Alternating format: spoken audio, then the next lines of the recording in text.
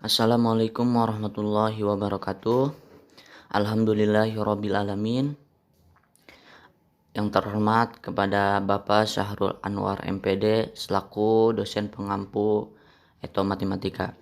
Pada kesempatan kali ini, saya akan membahas tentang nilai Etomatika di Candi Borobudur. Oke, sebelumnya di sini ada definisi dari Candi Borobudur. Candi adalah bangunan kuno terbuat dari batu sebagai tempat pemujaan, penyimpanan abu jenazah raja-raja dan pendeta Hindu-Buddha pada zaman dahulu. Pada masa modern, pengertian candi merujuk kepada tempat beribadah, peninggalan peradaban Hindu-Buddha dan biasa difungsikan sebagai tempat memuliakan Buddha, menurut Dumarcai 2007. Bangunan Candi Borobudur terdiri dari 6 platform persegi dan di atasnya terdapat 3 platform melingkar yang dihiasi dengan 2.672 panel relief dan 504 patung Buddha. Candi Borobudur tidak hanya memiliki luas struktur bangunan secara fisik, tetapi juga menyimpan ajaran Buddha yang disampaikan melalui simbol-simbol pada arca, relief, dan stupa. Yang selanjutnya, di sini ada konsep matematika Candi Borobudur. Bisa teman-teman lihat pada gambar di bawah ini. Di sini ada Candi Borobudur yang dilihat dari atas dan di sampingnya ada semacam denah peta. Perlu kita tahu ternyata konsep bangunan Candi Borobudur menggunakan konsep matematika modern, di mana konsep desain Candi Borobudur dapat dikaitkan dengan Euclidean geometri. Struktur bangunan Candi Borobudur terdiri dari dua bentuk utama, yaitu lingkaran dan persegi.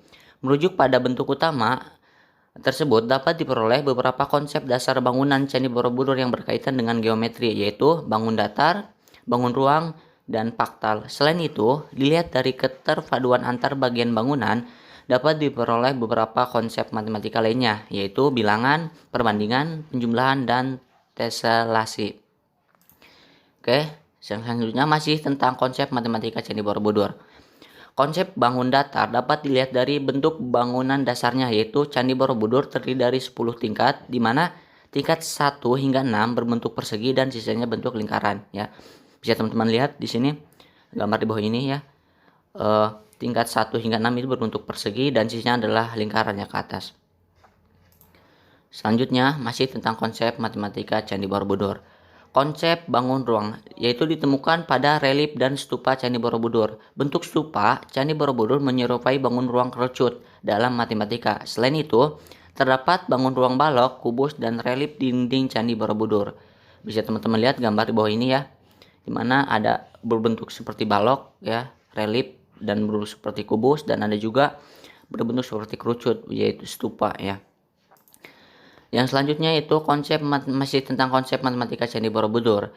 Candi Borobudur berbentuk geometri dimensi atau dimensi 1 maupun dimensi 2 yang berulang-ulang dilihat dari atas. Bangunan ini terdiri dari persegi yang di dalamnya terdapat persegi yang lebih kecil, ya. Bisa teman-teman lihat gambar di bawah, ya. Oke, yang selanjutnya bentuk konstruksi bangunan Candi Borobudur. Candi Borobudur berbentuk tapak persegi dengan ukuran panjang kurang lebih 123 meter dan lebar kurang lebih 123 meter dan tinggi kurang lebih 42 meter.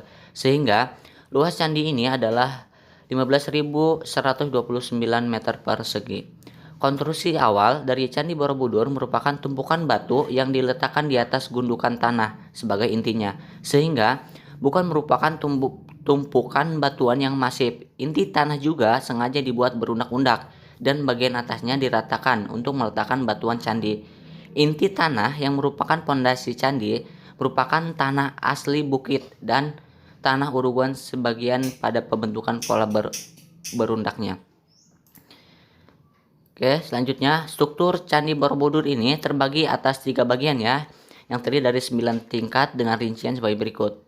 Bisa teman-teman lihat gambarnya, terdiri dari 9 tingkat, ya, 3 bagian. Bagian pertama atau bagian bawah terdiri dari 1 tingkat yang disebut dengan Kamadatu.